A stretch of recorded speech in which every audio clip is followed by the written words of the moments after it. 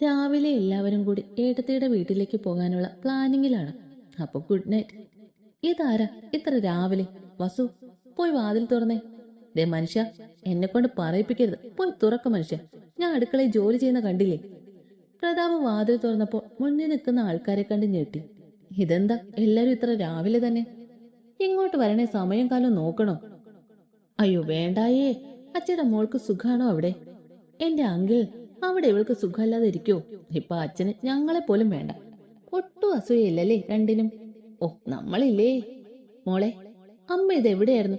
അല്ല, നമ്മുടെ ചട്ടമ്പി എവിടെ? അവൾ കിച്ചുമായിട്ട് പുറത്തു പോയി. ഇത്ര രാവിലെയോ? ആ, എപ്പോ വരും അമ്മ അവര്? ഞാൻ ഒന്ന് വിളിച്ചു നോക്കട്ടെ. വിളിച്ചിട്ട് കാര്യമില്ല, രണ്ടും ഫോൺ ഇവിടെ വെച്ചിട്ടാ പോയെ. ഇപ്പൊ വരുമായിരിക്കും. അല്ല, നീ അവളോട് കമ്പനി ജോയിൻ ചെയ്യുന്ന കാര്യം പറഞ്ഞോ പ്രതാപ്? ഇല്ല, ഇന്ന് പറയാം അല്ലേ വസു? ആ. അങ്ങനെ എല്ലാവരും കൂടി ഉച്ചയ്ക്ക് ഊണ് കഴിച്ചിരുന്നപ്പോഴാണ് പാച്ചുന്റെയും കിച്ചന്റെയും എൻട്രി. രണ്ടും കൂടി തോളത്ത് കൈവിട്ട് പാട്ടം പാടിയാണ് വരവ്. അപ്പു, ഞങ്ങൾ അവിടെ വന്നപ്പോ നിങ്ങൾ ഇങ്ങോട്ട് പോന്നല്ലേ? അപ്പൊ ഈ വെളുപ്പാങ്കാലത്ത് ഇവളെ കാണാൻ വേണ്ടിയാണോ രണ്ടും കൂടി മുങ്ങിയേ? പിന്നല്ലാതെ എങ്ങോട്ട് പോവാനാ? എന്നിട്ട് എന്താ ഇത്ര വൈകി? അത് പിന്നെ ബീച്ചിൽ പോയി അല്ലേ? രണ്ടും പോയി ഡ്രസ്സ് മാറി വാ, ഇപ്പൊ വരാവേ. അതും പറഞ്ഞ് റൂമിലോട്ട് പോയി. റൂമിൽ ചെന്ന് ഡ്രസ്സ് എടുത്ത് ബാത്റൂമിൽ കയറാൻ ചെന്നപ്പോ ദേ അതിൽ നിന്ന് കാലം വരുന്നു. താൻ എന്നാടോ എന്റെ റൂമിൽ കയറിയത്? നീ എന്നാടി കോപ്പി വിളിച്ചത്? താനെന്നോ? ആ, അത് തന്നെ. ഇനി അങ്ങനെ വിളിക്കോ? നിന്നോട് പല പ്രാവശ്യം പറഞ്ഞു അങ്ങനെ വിളിക്കരുതെന്ന്. ഞാൻ ഇനിയും വിളിക്കും. നീ വിളിക്കോ? ആ, വിളിക്കോ? അതും പറഞ്ഞ് അവളുടെ അടുത്ത് നടന്നു ചെന്നു. വിളി പറഞ്ഞു തീർന്നില്ല, അതിനു മുമ്പ് തന്നെ അവളുടെ കവളി അവൻ നല്ലൊരു കടി വെച്ചു കൊടുത്തു. താൻ എന്നാ അധികാരത്തിലാണ് എന്നെ ഉമ്മിക്കാനും കടിക്കാനും വരുന്നത്? അത് നിന്നോട് പറയാൻ മനസ്സിലടി കോപ്പേ. താൻ ആരാടോ? നിന്റെ കാലൻ. ആ, അതെനിക്കറിയാം കാലനാണെന്ന്. അറിയാലോ, ഈ കാലം നിന്നെയും കൊണ്ടേ പോവും. പിന്നെ ഇങ്ങോട്ട് വാ, കൊണ്ടുപോ. ഞാൻ വരാൻ പോവല്ലേ? നീ വരണ്ട, ഞാൻ നിന്നെ എടുത്തോണ്ട് പോവും. എന്റെ കറമ്പിക്കുട്ടിയെ. കറമ്പി നിങ്ങളുടെ അമ്മായിയമ്മ. എന്തിനാടി ഈ സ്വന്തം അമ്മയെ പറയുന്നേ? അതവൻ പതുക്കെയാണ് പറഞ്ഞത്. താൻ വല്ലതും പറഞ്ഞോ? ഇല്ല. അല്ല, മോളിപ്പോ എന്താ ചേട്ടനെ വിളിച്ചേ? അതും പറഞ്ഞ് അവൻ അവളുടെ അടുത്തോട്ട് പോയി. അബിയേട്ടാ, അറിയാതെ വായിന്ന് വന്നേ, സോറി.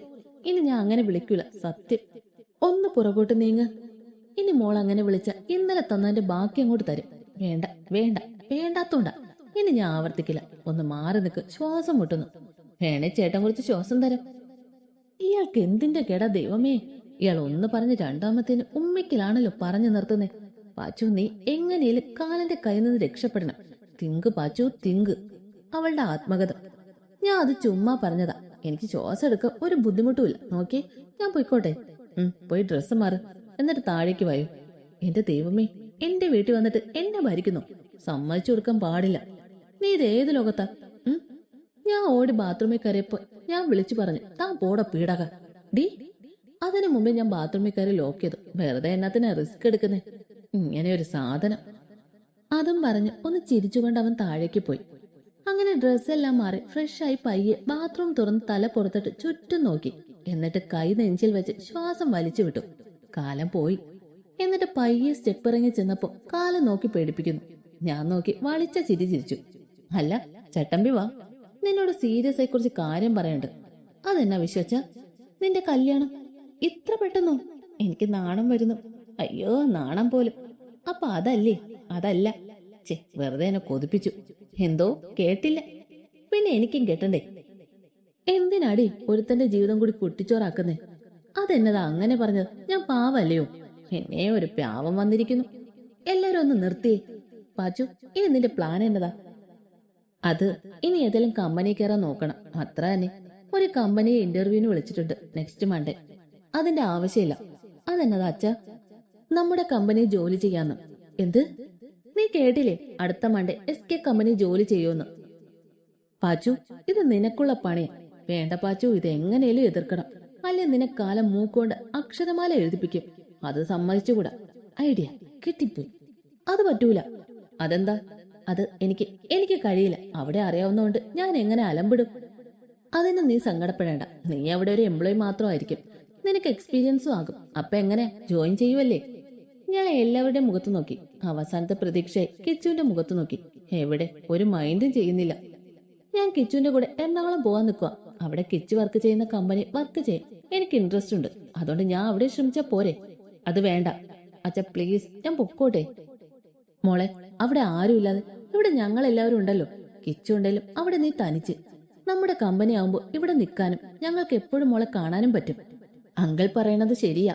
പോടെ കാലുവരി, നീ ഇങ്ങോട്ട് വാ, അവളെ സെറ്റാക്കി തരാം എന്നൊക്കെ പറഞ്ഞ് ഞാൻ മൈൻഡ് ചെയ്യൂല. കാലുവരി ചേട്ടാ, അവൾ ഇവിടെ തന്നെ വർക്ക് ചെയ്തോളൂ അല്ലേ?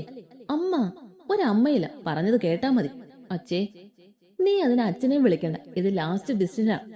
ഓഹോ, എല്ലാവരും വെൽ പ്ലാൻ ആയിരുന്നു. അതെ, എന്നാലും എന്റെ സ്വപ്നം. എന്ത് സ്വപ്നം? ഇനി അതൊക്കെ പറഞ്ഞിട്ട് കാര്യമില്ലല്ലോ. എന്നാലും പറ. അതോ, അത് പഠിത്തം എല്ലാം കഴിഞ്ഞ് ഇപ്പൊ ഞാൻ ഫ്രീ ആയതല്ലേ ഉള്ളൂ. അതുകൊണ്ട് കുറച്ചുനാൾ അടിച്ചു പൊളിച്ച് ട്രിപ്പൊക്കെ പോയി നല്ല ഫുഡൊക്കെ ട്രൈ ചെയ്ത് തകർക്കാന്ന് വിചാരിച്ചു. എല്ലാം പോയില്ലേ? എല്ലാവരും പരസ്പരം നോക്കിയിട്ട് കൂട്ടച്ചിരി. എന്തിനാ എല്ലാം കിടന്ന് ചിരിക്കുന്നേ? വിശ്വച്ചയ്ക്ക് അറിയാവോ, ട്രിപ്പ് എല്ലാം പോകാൻ വേണ്ടി ലൈൻ വരെ സെറ്റാക്കാൻ നോക്കുമായിരുന്നു. എല്ലാം വെള്ളത്തിൽ വരച്ച വരയായി പോയല്ലോ. ട്രിപ്പ് പോകാൻ ലൈൻ സെറ്റാക്കാൻ നോക്കിയോ? അതെന്നാത്തിന്? അതൊക്കെയുണ്ട്. എന്നാലും 2 മാസം കഴിഞ്ഞ് ജോയിൻ ചെയ്താ പോരെ? മൺഡേ തന്നെ ജോയിൻ ചെയ്തിരിക്കണം നീ. നിന്റെ അടവൊന്നും നടക്കില്ല. ഇതെന്നെ കഷ്ട. വെള്ളരിക്കപ്പെട്ടണോ? മോൻ പറഞ്ഞു കേട്ടല്ലോ, മൺഡേ നീ ജോയിൻ ചെയ്യും. ഇല്ലേ നിനക്ക് ഇവിടെ നിന്ന് പച്ചവെള്ളം കിട്ടില്ല. അമ്മ, കടുത്ത തീരുമാനമൊന്നും എടുക്കരുത്. ജോയിൻ ചെയ്തില്ലേ നിന്റെ തേൻമുട്ടായും ക്ലോസ് ചെയ്യും. രണ്ടും കൽപ്പിച്ചാണല്ലേ? അതേല്ലോ പാച്ചുക്കുട്ടാ. ഞാൻ ജോയിൻ ചെയ്യാം. അതും പറഞ്ഞ് ചവിട്ടിത്തുള്ളിപ്പോയി. പോകുന്ന വഴി കേട്ടു അവരുടെ കൊലച്ചിരി. കുറച്ചു കഴിഞ്ഞ് തിരിച്ചു വന്നു. അമ്മ, ഞാൻ ഇപ്പൊ വരാവേ. എങ്ങോട്ട് പോവാ? അച്ചുവിനെ കാണാൻ. വേഗം വരണം. ഓ, വരാവേ. അമ്മിണിയമ്മേ, എവിടെ അച്ചു? അവൾ ഉറക്കാണ് മോളെ. ആണോ? ഞാൻ പോയി അവളെ കുത്തിപ്പൊക്കട്ടെ. ചെല്ലി ചെല്ലി. നേരെ അവളുടെ റൂമിൽ ചെന്നപ്പോ കൊച്ചു നല്ല ഉറക്കം. മനുഷ്യൻ പ്രാണവേദന. അപ്പൊ ഒരുത്തിയുടെ ഉറക്കം ഇപ്പൊ ശരിയാക്കി തരാം. അടുത്ത് ചെന്നപ്പോഴാണ് മനസ്സിലായ കൊച്ചു സ്വപ്നം കാണുക. സാറേ, ഐ ലവ് യു. ദൈവമേ, ഉറക്കത്തിന് റൊമാൻസോ? ഒറ്റ ചവിട്ട് നടുവും പുറവും നോക്കി. അയ്യോ അമ്മേ, ഞാൻ വെള്ളത്തിൽ വീണേ, ഓടിവായോ. ഡി പുല്ല്, ഇങ്ങോട്ട് നോക്കടി. അപ്പൊ ഞാൻ വെള്ളത്തിലല്ലേ? എന്നത്തിനാടി എന്നെ ചവിട്ടി? ഉറക്കത്തില് അവളുടെ ഒരു ഐ ലവ് യു. നീ കേട്ടാ? കേട്ടോണ്ടല്ലേ ചവിട്ടി താഴേട്ടെ? നീ വലിയ ദേഷ്യത്തിലാണല്ലോ. ആ, എന്റെ ജീവിതം നായ നക്കി. കാര്യം പറയടി കോപ്പേ. ആ, പറയാം. കാര്യം മുഴുവൻ അവളോട് പറഞ്ഞു. നീ പെട്ടല്ലോ. ആടി, എങ്ങനെയെങ്കിലും എനിക്ക് രക്ഷപ്പെടണം. അതിനുള്ള ഐഡിയ താ. 3 ദിവസം സമയമുണ്ടല്ലോ, നമുക്ക് നോക്കാം. What you do? ചിൽ. അവിടെ കോപ്പിലെ ചില്ല്. ആ കാലെന്നെ കൊല്ലും. എനിക്ക് ജോലിക്ക് പോണ്ടായേ. ചെല്ലോ, നമുക്ക് ടൈം ഉണ്ടല്ലോ. നമുക്ക് വല്ല ആലോചിച്ച് തീരുമാനിക്കാം. ഓക്കെ? ഡി, ജോയിൻ ചെയ്യാതെ വഴിയില്ല. അമ്മ എന്റെ വീക്ക്നെസ് കയറിയ പിടിച്ചത്. അതുകൊണ്ടാ. എന്ത്? ഫുഡിലോ? അയ്യോ, എനിക്ക് വയ്യേ. നിനക്ക് നല്ല പണിയാണല്ലോ കിട്ടിയേ. നിർത്തടി നിന്റെ കോപ്പിലെ ചിരി. ഡി, എന്തായാലും നീ ജോയിൻ ചെയ്തേ പറ്റൂ. അതെനിക്കും മനസ്സിലായി. മനസ്സിലായാലോ? അപ്പൊ ജോയിൻ ചെയ്യുക. എന്നിട്ട് നിന്റെ കാലിനെ കൊണ്ട് തന്നെ നിന്നെ ആ കമ്പനി നിന്ന് ഗെറ്റ് ഔട്ട് അടിപ്പിക്കണം. എങ്ങനെയുണ്ട് എന്റെ ഐഡിയ? നീയാണ് മോളെ മോൾ. മൈ മുത്തേ, നിനക്ക് ഇത്ര ബുദ്ധിയോ? അപ്പൊ ഇനി എങ്ങനെ? ഇനി എന്റെ കളികൾ കാലന്റെ കമ്പനി കാണാൻ ഇരിക്കുന്നതേ ഉള്ളൂ. വെയിറ്റ് ആൻഡ് സീ മിസ്റ്റർ കാലാ. അപ്പൊ ഇനി 3 ദിവസം അടിച്ച് പൊളിക്കുവല്ലേ? പിന്നെ അല്ല. അപ്പൊ ഇപ്പൊ ഞാൻ പോകുന്നു. നാളെ വരാം മൈ ഡിയർ. എന്നാ അങ്ങനെ ആകട്ടെ. എന്നിട്ട് വേണം എനിക്ക് ബാക്കി സ്വപ്നം കാണാൻ. ദൈവമേ, അവൾക്ക് ബാക്കി കാണാൻ സാധിക്കല്ലേ? നീ പൊടി ദുഷ്ടേ. അമ്മിണിയമ്മേ, ഞാൻ പോവാണേ. നാളെ വരാം. ശരി മോളെ, സൂക്ഷിച്ചു പോ. ഓക്കെ അമ്മിണിക്കുട്ടി. ദൈവമേ, ഉണ്ണിയപ്പത്തിന്റെ മണം. ഞാൻ പോയ സമയത്ത് ഇതായിരുന്നു അവരുടെ പരിപാടി. സമ്മതിക്കില്ല ഞാൻ. My unniyappam, I am coming ആ. അടുക്കള വഴി കയറി പതിയെ അവരുടെ പുറകെ പോയി നിന്ന് എന്നിട്ട് പയ്യെ ഉണ്ണിയപ്പ പാത്രത്തെ കയ്യിലാക്കി ഒറ്റ ഓട്ടം വെച്ചു കൊടുത്തു. എന്നോട് അവരുടെ കളി. പുറകെ നിന്ന് അമ്മ കിടന്ന് എന്തൊക്കെയോ പറയുന്നുണ്ട്. ഞാൻ മൈൻഡ് ചെയ്യാതെ ഓടി. അപ്പോഴാണ് എന്റെ പുറകിൽ ഓടി വരുന്ന അപ്പുവിനെ കാണുന്നത്. ദൈവമേ, തീർന്നു. തോറ്റു കൊടുക്കരുത്. ഓട്, സ്പീഡിൽ ഓടെന്ന് പറഞ്ഞ് നേരെ ഓടി മുകളിലേക്ക് കയറാൻ പോയത് ദേ അവിടെ നിൽക്കുന്നു കിച്ചിച്ചേട്ടനും അകിച്ചേട്ടനും കാലനും. ഞാൻ അവരെ നോക്കി വളിച്ച ചിരി പാസ് ചെയ്തു. നീ എന്നത്തിനാ കിതക്കുന്നേ? അത് സ്റ്റെപ്പ് കയറി വന്നേല്ലേ, അതിന്റെയാ. നിന്റെ പുറകിൽ എന്തുവാ? ഒന്നുമില്ല. അപ്പോഴാണ് പുറകിൽ നിന്ന് ഒരു അശരീരി കേട്ടത്. വേറെ ആരുടെയല്ല, നമ്മുടെ അപ്പു ചേച്ചിയുടെ. ഈ സാധനത്തിൽ നിന്ന് മുങ്ങി വന്ന ഞാൻ ആരായി? കിച്ചു, അവളെ പിടിക്ക്. ഉണ്ണിയപ്പ പാത്രം എടുത്ത് കണ്ണുവെട്ടി ചോടിയതാ. തരൂല, നോക്കണ്ട, എനിക്കിത് വേണം. അപ്പൊ ഞങ്ങളോ? അതമ്മ വേറെ ഉണ്ടാക്കുന്നുണ്ടല്ലോ. പിന്നെ എന്നാ, ഇത് തരൂല പ്ലീസ്. എന്റെ ഏട്ടന്മാരല്ലേ. അപ്പു ചേച്ചി, ഇത് ചേച്ചി കഴിച്ച മുഖത്ത് പിമ്പിൾ വരും. അതുകൊണ്ട് ചേച്ചീസ് കഴിക്കണ്ട. ഓഹോ, അപ്പൊ ഞങ്ങൾക്ക് കഴിക്കാലോ. ഫിറ്റ് ബോഡി അല്ലേ, അപ്പൊ ഓയിൽ ഐറ്റംസ് ഒന്നും കഴിച്ചൂടാ. നിങ്ങളുടെ ആരോഗ്യമാണ് എന്റെ സന്തോഷം, അറിയില്ലേ? ആണോ? അതെന്നേ. അതും പറഞ്ഞ് ഞാൻ എല്ലാവരെയും നോക്കി ചിരിച്ചു. പയ്യെ സ്കൂട്ടാകാൻ നോക്കിയപ്പോ എന്റെ ഉണ്ണിയപ്പം തട്ടിപ്പറിച്ച് ദേ പോകുന്നു കിച്ചുവേട്ടൻ. പണ്ടാരക്കാല താട എന്റെ ഉണ്ണിയപ്പം. അതും പറഞ്ഞ് അവൾ പുറകെ വെച്ച് പിടിച്ചു. പിന്നെ അവിടെ ഒരു ഒളിമ്പിക്സിന്റെ ഓട്ടം തന്നെയായിരുന്നു. ഡാ പട്ടി ചേട്ടാ, അതൊരു അലർച്ചയായിരുന്നു. അത് കാരണം പാവം കിച്ചുവിന്റെ കയ്യിൽ നിന്ന് പാത്രം ഒന്ന് സ്ലിപ്പായി. കൈ ഒന്ന് സ്ലിപ്പായതാ. നീ പോടാ, പോയി വല്ല പെണ്ണിന്റെ പുറകെ പോടാ ഒലിപ്പിച്ച്. അതാ നിനക്ക് നല്ലത്. എന്റെ ഉണ്ണിയപ്പോ ഞാൻ ആരുടെ പുറകെ പോയേ? കല്യാണത്തിന്റെ അന്ന് നമ്മുടെ ലതാമ്മയുടെ മോളായിട്ട് എന്തായിരുന്നു? കണ്ടായിരുന്നു അല്ലേ? ആ, ആരോടും പറയില്ലേ. ഞാൻ എന്റെ കൊച്ചിന് കുറേ തേമുട്ടായി മേടിച്ചു തരാം. എന്നാ പോയി മേടിച്ചു വാ. ഇപ്പോഴോ? ആ, ഇപ്പം. എന്നാ ബാ, നമുക്ക് പോയിട്ട് വരാം. എന്നെയും കൊണ്ടുപോവോ? പിന്നില്ലാതെ. അങ്ങനെ തേമിട്ടായി മേടിക്കാൻ പോയ ഞാൻ കിച്ചുവിനെ മുടിപ്പിച്ചു. ഒരു ഫാമിലി പാക്ക് ഐസ്ക്രീം, ഉപ്പിലിട്ട നെല്ലിക്ക, എനിക്ക് 2 ജോഡി ചുരിദാർ, ഒരു ചെരുപ്പ്, അങ്ങനെ എക്സെട്ര. ദിവസവും ഞാൻ അടിച്ചു പൊളിച്ച് ബീച്ച്, സിനിമ എക്സെട്ര. ഇന്നാണ് ആ ദിവസം. ജോലിക്ക് ജോയിൻ ചെയ്യേണ്ടത്. രാവിലെ തന്നെ നമ്മുടെ കുഞ്ഞികൃഷ്ണനെ പോയി മണിയടിച്ചു. കാര്യലബ്ധിക്കായി 20 രൂപയുടെ തിരുമധുരമാണ് നേർന്നത്. വല്ലോ നടക്കുമോ എന്തോ. അതിന്റെ ഇടയ്ക്ക് എനിക്ക് കിട്ടിയ അപ്പോയിന്റ്മെന്റ് ലെറ്ററായി നേരെ വെച്ച് പിടിച്ചു നമ്മുടെ കാലന്റെ കമ്പനി. ഇനി എന്റെ കളികൾ അവിടെയാണ് മക്കളെ. Just wait and see. ദൈവമേ, മിന്നിച്ചേക്കണേ. May come in sir? യെസ്. ഞാൻ അങ്ങനെ MD ഓഫീസിൽ കയറി. ചുറ്റും ഒന്ന് കണ്ണോടിച്ചു. കൊള്ളാം. അപ്പൊ അവിടെ നിന്ന് ഒരു അലർച്ച കണ്ടു. ബോധിച്ചുവെങ്കിൽ ഇങ്ങോട്ട് വരാം. ഇയാളാണോ ഭഗവാനെ ഈ പുച്ഛം കണ്ടുപിടിച്ചത്? ഞാൻ നല്ല ചിരിയും ഫിറ്റിയത് അങ്ങോട്ട് ചെന്നു. Please down. അല്ലേ, പറഞ്ഞില്ലേലും ഞാൻ ഇരിക്കും. ആത്മയാണേ. സി മിസ് പാർവണ, നിങ്ങൾ ഇവിടെ ഒരു എംപ്ലോയി മാത്രമായിരിക്കും. മറ്റു കൺസിഡറേഷൻ ഒന്നും തരത്തില്ല. കൃത്യസമയത്ത് എത്തണം. ബ്ലാ ബ്ലാ അങ്ങനെ എന്തൊക്കെയോ കാലം പറഞ്ഞു. ലാൻഡ് ഫോണിൽ നിന്ന് ആരെയോ വിളിച്ചു. പെട്ടെന്ന് തന്നെ ഡോർ നോക്കിയതു. കമിങ്. അമല, ഇത് ന്യൂ അപ്പോയിന്റ്മെന്റ് ആണ്. പാർവണ പ്രതാപ്. അവരെന്നെ നോക്കി ചിരിച്ചു. ഞാനും നോക്കി ചിരിച്ചു. പാർവണ, നിങ്ങൾ കുറച്ചുനാൾ ഇവരെയാണ് അസിസ്റ്റന്റ് ചെയ്യേണ്ടത്. Okay sir. ഓക്കെ, നിങ്ങൾക്ക് പോകാം. Thanks sir. ഓ എന്റെ ഭഗവാനെ, എനിക്കിത് പറ്റൂല. ഞാൻ എങ്ങനെ അടങ്ങിയിരിക്കും? അതൊക്കെ ഓർത്ത് ഞാൻ ആ ചേച്ചിയുടെ കൂടെ വെച്ച് പിടിച്ചു. പിന്നെ അവിടെ ഒരു പരിചയപ്പെടൽ മഹാമേളയായിരുന്നു. അങ്ങനെ ഞാൻ എനിക്ക് പറ്റിയ തലതെറിച്ച കുറച്ച് പേരോട് പെട്ടെന്ന് തന്നെ അടുത്തു. സൗമ്യ, വിനീഷ്, അക്ഷര, മനു. മനു ആള് ചെറിയ കോഴിയെ, ആള് പാവം കൂടെയാണ്. അങ്ങനെ അവരെയൊക്കെ സെറ്റാക്കി. മനു ആയിട്ട് സംസാരിച്ച് ക്യാൻറ്റീനിൽ പോയി അവിടുന്ന് ഫുഡ് കഴിക്കാൻ പോയപ്പോ കഴിക്കാൻ തോന്നിയില്ല. പിന്നെ ഞാൻ ചുമ്മാ അവരുടെ കൂടെ ഇരുന്നു. അവരെ കഴിച്ചു കഴിഞ്ഞ് തിരിച്ചു നടന്നപ്പോഴാണ് ഞാൻ വെള്ളം എടുക്കാൻ മറന്നുപോയത്. ഞാൻ അവനോട് പൊയ്ക്കൊള്ളാൻ പറഞ്ഞു. ഞാൻ തിരിച്ചു നടന്നു വന്നപ്പോഴാണ് ആരും എന്റെ കൈ പിടിച്ചു വലിച്ചു. ഞാൻ നോക്കിയപ്പോ ദേ നിൽക്കുന്നു നമ്മ കാലൻ. എന്നെയും കൊണ്ട് ദേ പോകുന്നു. എങ്ങോട്ടാണ് എന്നെ ഈ കാലം കൊണ്ടുപോകുന്നത്? നോക്കിയപ്പോ ദേ എന്നെ കൊണ്ട് റൂമിൽ പോകുന്നു. ഡി, ഇവിടെ വന്നിരി. വേണ്ട, എനിക്ക് പോണം എന്നും പറഞ്ഞ് തിരിഞ്ഞു നിന്നപ്പോ, ഡി കോപ്പെ, നിന്നോട് ഞാൻ മര്യാദയ്ക്ക് പറഞ്ഞു ഇവിടെ വന്നിരിക്കാൻ. ഞാൻ അവിടെ വന്ന് ഇരുന്നിട്ട് എന്തിനാ?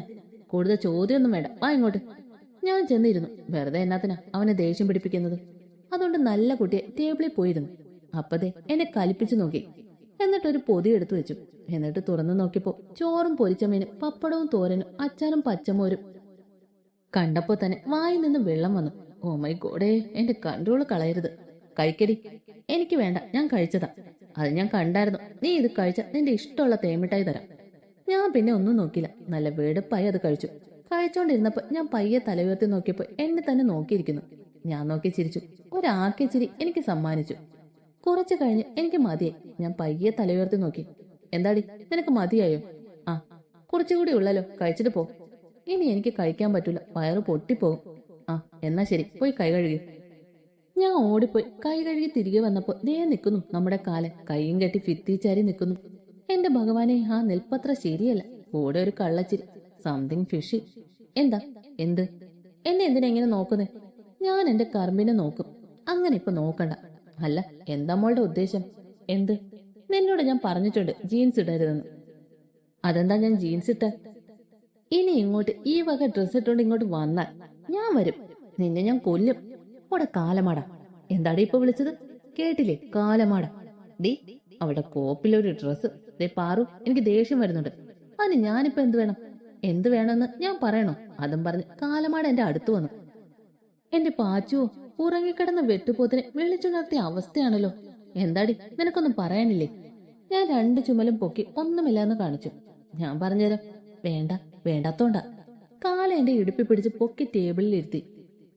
അല്ല, താൻ എന്ത് അധികാരത്തിലാ ഇങ്ങനെയൊക്കെ കാണിക്കുന്നത്?